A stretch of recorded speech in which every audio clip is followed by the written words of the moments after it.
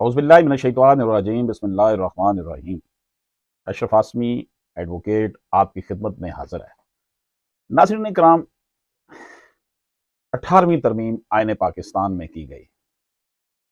अब जो आईन पाकिस्तान में 18वीं तरमीम की गई, उसका मकसद क्या था? आइए देखते हैं कि उसमें क्या-क्या इक़दामात उठाए गए थे। अप्रैल 2010 में आईन पाकिस्तान में एक तरमीम की गई, जिसे 18वीं तरमीम कहते हैं। इस तरमीम के ज़रिए आईन पाकिस्तान की 102 शिकों में रद्द-ओ-बदल किए गए, यानी कि 1 और 2 सेक्शन चेंज हुए।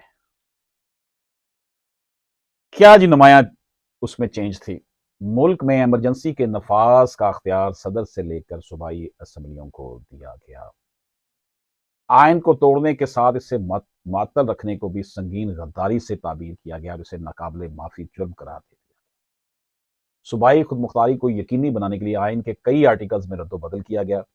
बिजली की पैदावार सूबाई इख्तियार में दी गई। सूबों को फौजदारी और ताज़ीज़ात के कवानीन में तरमीम का अख्तियार दिया गया। मुल्की अफवाज के सरबराह की तकर्री के सिलसिले में सदर को मुल्की वज़ीर-ए-आज़म के मशवरे का पाबंद बना दिया गया। सूबा सरहद का नाम खैबर पख्तूनख्वा रखा गया। सदर ममलिकत या सूबाई गवर्नर के असम्बलियाँ तोड़ने का अख्तियार वज़ीर-ए-आज़म और वज़राए आला को मुंतकिल कर दिया गया। किसी भी शख्स के तीसरी बार वज़ीर-ए-आज़म या वज़ीर आला बनने पर आयद पाबंदी खत्म कर दी गई। जहां भी आबी ज़ख़ीरा यानी डैम तामीर किया जा रहा होगा, वफाकी हुकूमत को इस सूबे से मशावरत का पाबंद बना दिया गया। सूबों का हिस्सा आखिरी एनएफसी अवार्ड से कम नहीं किया जा सकेगा। सूबों को कौमी मालियाती कमीशन की मुकर्रर करदा हद के अंदर मकामी या बैनुल-अक़वामी सतह पर कर्जे हासिल करने की इजाज़त होगी। नाज़रीन इकराम, ये तरमीम मंजूर क्यों हुई थी? आइए इसका जो है वो जवाब लेते हैं।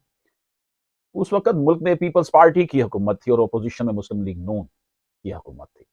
पीपल्स पार्टी के साथ हुकूमत में कौम परस्त अवामी नेशनल पार्टी भी थी। पीपल्स पार्टी को यह मालूम था कि इनकी असल ताकत सिंध है, इसलिए किसी सूबे को जितने अख्तियारात दिए जा सकते हैं, दे दिए जाएँ। ख़ास तौर पर माली मामलात में जितनी आज़ादी हो, इस कदर बेहतर है। मुस्लिम लीग नून के मियाँ नवाज़ शरीफ मुस्तकबिल में वज़ीर-ए-आज़म बनने के लिए ये तरमीम बहुत ज़रूरी थी। क्योंकि आइन के मुताबिक एक ही शख्स 3 मरतबा वज़ीर-ए-आज़म नहीं बन सकता था।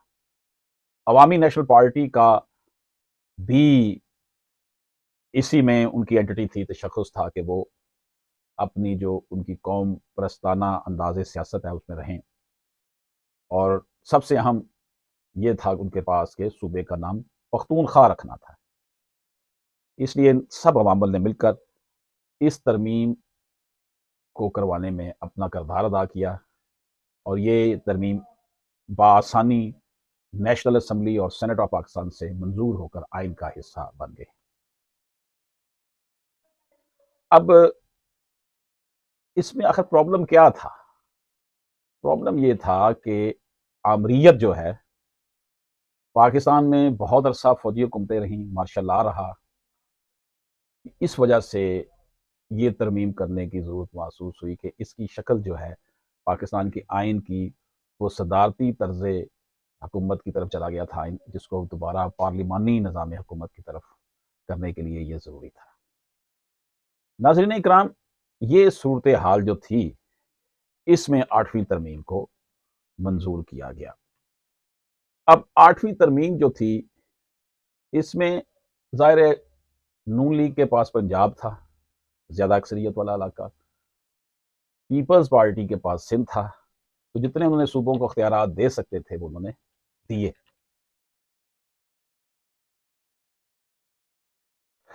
नाज़रीन इकराम, 8वीं आईनी तरमीम के तहत सदर को हासिल तमाम एग्ज़ेक्टिव इख्तियारात पार्लिमान को मुंतकिल कर दिए गए। क्योंकि वज़ीर-ए-आज़म कायदे-ए-ईवान होता है, लिहाज़ा वज़ीर-ए-आज़म के पास अहम इख्तियारात आ गए। इस आईनी तरमीम के ज़रिए जनरल ज़िया-उल हक के दौर में की गई तकरीबन तमाम आईनी तरामीम का खात्मा कर दिया गया।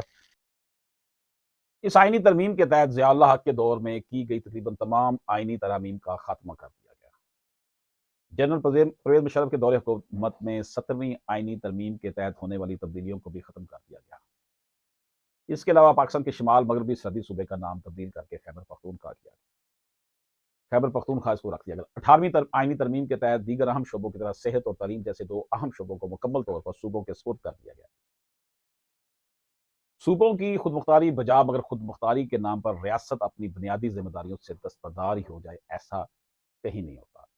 दुनिया भर में तालीम का शोबा वफाकी हुकूमत अपने पास रखती है और नौजवान नस्ल में कौमी सोच पैदा करने और यकसा सिमत मुतय्यन करने के लिए कौमी तालीमी निसाब मरकजी हुकूमत तैयार करती है। दुनिया के तमाम ममालिक में एनर्जी के वसाइल पर सूबों का नहीं मरकजी हुकूमत का कंट्रोल होता है, मगर 18वीं तरमीम में एनर्जी पर भी सूबों का कंट्रोल तस्लीम कर लिया गया, जिससे आने वाले रोज़ में मसाइल पैदा हुए और हो रहे हैं और होते रहेंगे। इस तरह फूड सिक्योरिटी और कौमी ज़राई पॉलिसियाँ तश्कील देने के हवाले से ज़राअत एक कौमी शोबा है, मगर 18वीं तरमीम के हामियों ने इसके मुज़म्मरात का अंदाज़ा किए बगैर ये अहम शोबा भी सूबों के हवाले कर दिया।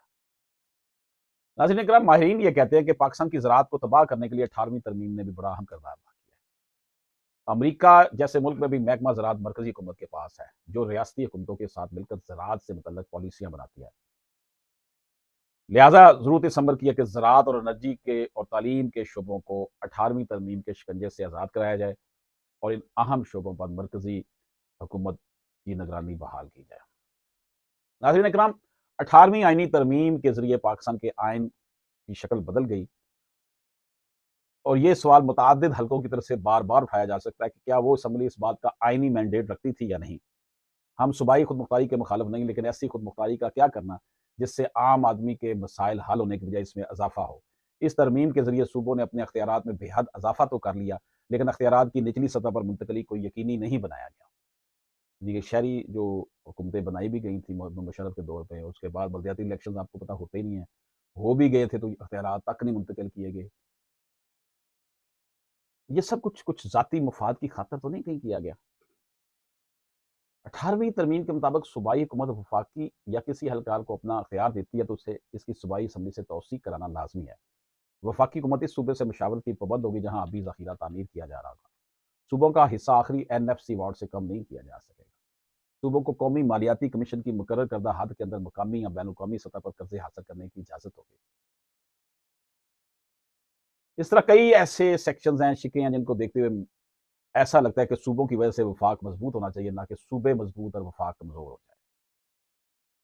नाज़रीन इकराम, 18वीं आइनी तरमीम में जो मामलात देखने के लायक है वो ये है कि सियासी मकासद के लिए आइन में 18वीं तरमीम को शामिल किया गया। क्या इसका मकसद वफाक को मजबूत करना था?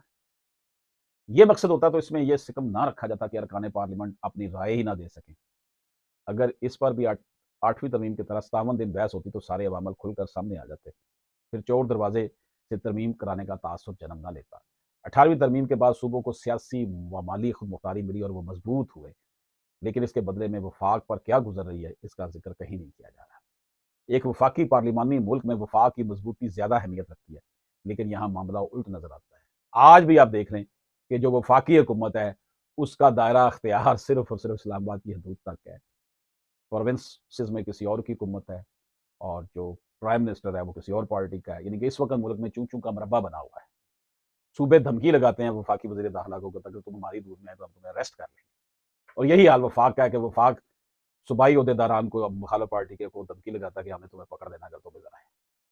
दुनिया में ये तमाशा बना हुआ है।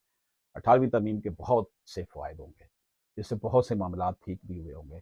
इससे मार्शल लॉ के रास्ते में रुकावट भी डाली गई होगी, बिल्कुल बजा, सारा कुछ बजा। इससे सूबों की महरूमी को हल करने की बात भी की गई होगी। लेकिन इम्प्लीमेंटेशन देख लें, आज 12 साल गुजर गए हैं, इसको 13वां साल जा रहा है। इससे क्या रिज़ल्ट अब तक निकल सका है 18वीं तरमीम के बाद? हमारी माशी, समाजी तरक्की में, हमारे आबी ज़खायर के हवाले से, हमारा एजुकेशनल सिस्टम के हवाले से, तो ये बात रोज़े रोशन की तरह यहाँ हो जाती है कि हमने सूबों को मजबूत करते-करते वफाक को इतना कमज़ोर कर दिया है कि वफाक जो है वो सिर्फ़ इस्लामाबाद के चंद मील तक महदूद होकर रह गया, चंद किलोमीटर तक ही उसकी जो है वो ज्यूरिसडिक्शन बन के रह गई है। सूबों ने माली फ़वाइद मिलने के बाद ज़िम्मेदारी का मुज़ाहरा नहीं किया। सिंध में अरबों रुपए की खुरद-बुर्द के शवाहिद सामने आ चुके हैं। 18वीं तरमीम चूँकि हकीकी इत्तेफ़ाक़ राय पैदा करने की बजाय फौरी जोड़-तोड़ के लिए मंज़ूर कराई गई थी, इसलिए आइन इसे हज़म करने को तैयार नहीं। कई हवालों से यह तरमीम आइन की बुनियादी रूह के खिलाफ नज़र आती है।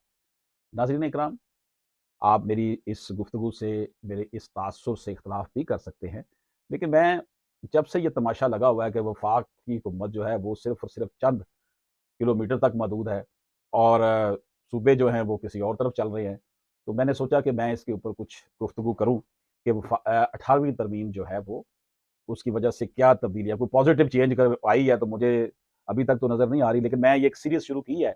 आज इसकी गुफ्तगू मैंने पहले की है, अब इसके बाद एक और डिबेट भी करूँगा किसी और एंगल से। मेरी ये कोशिश है कि मैं 18वीं तरमीम को के हवाले से मुख्तलिफ अंदाज़ में, डायमेंशन से आर्टिकल्स तैयार करके आप तक पहुँचाऊँ और फिर हम एक फ़ाइनल बहस की तरफ भी जाएँ। इजाज़त दीजिए, अल्लाह हाफ़िज़।